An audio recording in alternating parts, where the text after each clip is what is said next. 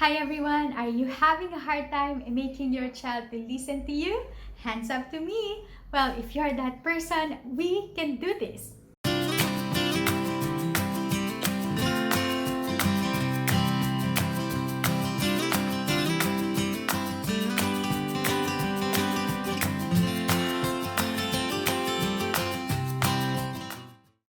Hi, my name is Emmy Grace and welcome to my channel. So this video is about how to teach your child to listen to you. But disclaimer lang, I'm not a psychologist, so most of what I'm going to be sharing with you today are based on our experiences and based from what we learned from the books that we have read and from the people who are mentoring us. So let's first talk about building relationship with our children.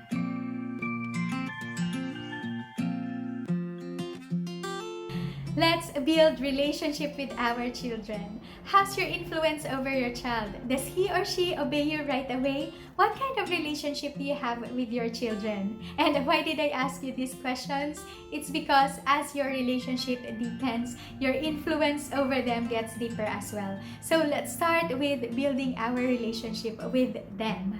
So, what are the things that we can do to build our relationship with them? One thing is to spend time with them. And what are the things that we can do to spend time with them? Well, we can sit down with them and then play games, do activities together, watch their favorite shows, and even travel to places. Before the pandemic starts, isang activity kami that Zoe and I enjoy so much doing together, and that's going to the grocery store. And kahit sa kotse pa lang, kumakanta na kami, we're singing her favorite playlist, and I used that a moment to build relationship with her. So I teach her lessons in life, or even basta nagkukwentuhan lang kami ng kung ano-ano, just to build a relationship with her. Remember that the strength of your relationship determines the strength of your influence to them. Take time to communicate instructions to your child. Taking time to communicate to your child or to the child makes a huge difference. How do you communicate the instructions? Are you taking enough time to do that? Do you validate kung naiintindihan ba talaga ng mga bata yung instructions or yung lessons on that particular day? So sometimes akala nating mga parents na they don't hear us, yung mga bata hindi nila tayo naririnig when we're speaking or when we're saying something to them. It's not that they don't hear us, it's just that they don't pay attention to what we're saying. So one thing that we learned from the book Baby Wise, and I really recommended this book because some of the principles there worked for us, so maybe magwo-work din ito sa inyo. So I recommend Baby Wise, and what this book is saying is that to make it a standard practice, to get your child look in the eyes when speaking, because yung eye contact is a focusing skill, and it helps the child process the instructions, quote and quote. Okay, so it's very important na when the child is speaking or when you're speaking to the child or giving instructions, you look at them in their eyes. This practice will make the child focus and pay attention to what you're saying because he or she is having an undivided attention. And one thing then that we practice in our family is that when we're giving instructions or when we're saying something to the kids, they have to respond with a yes ma'am or yes dad. That way, mabavalidate natin na naintindihan ng mga bata yung instructions na binigay natin sa kanila. Affirm your child. So verbal affirmation is very important to children. Sobrang saya nila when the parents affirm them. But there's this one practice that we're doing in our family, and that's praising the efforts of the child rather than the achievement. So paano ba to? Like for example, kumuha ng exam si Zoe and hindi naman niya na perfect yung mga exams na to. So what we will do is that we will sit with her and then encourage her and tell her that we are still proud of her. That's affirmation. And then, what we're happy about is that she did her best. So, the next time na meron siyang mga activities or kukuha siya ng mga exams, ay gagawin niya yung best niya, because what we're praising with her is the effort that she's parang exerting, or yung nilalabas niyang effort rather than yung kanyang mga achievements.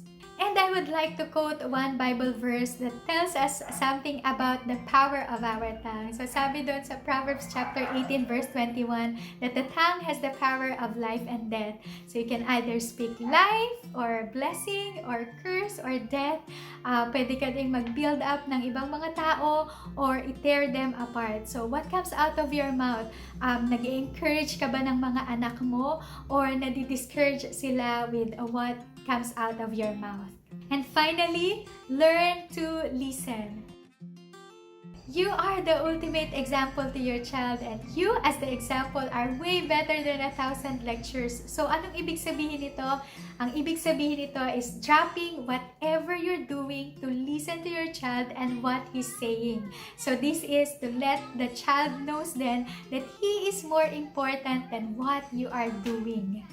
And like what I've said earlier, sasabi natin kanina, diba, to make it a standard practice to get your child look you into your eyes whenever you're speaking. Ganun din tayo mga parents, that as the child is speaking to us, we would go to their eye level and then pay attention and focus on what they're saying. So this would let them know then that they are more important than whatever we're doing. So like for example, so naglalakad tayo sa mall, and then the child is saying something, so you have to drop down on your knees, go to the child's eye level, and then focus and pay attention to what the child is saying.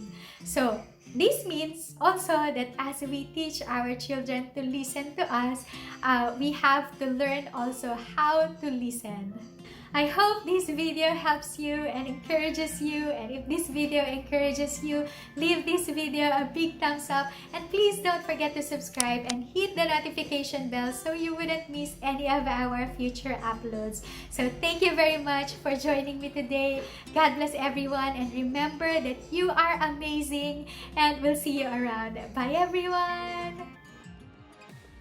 I hope that this video helps you, and if this video encourages you, don't forget to give this a big thumbs up, and don't forget to subscribe and hit the notification bell so you wouldn't miss any of our future uploads. Yes, Daddy. What?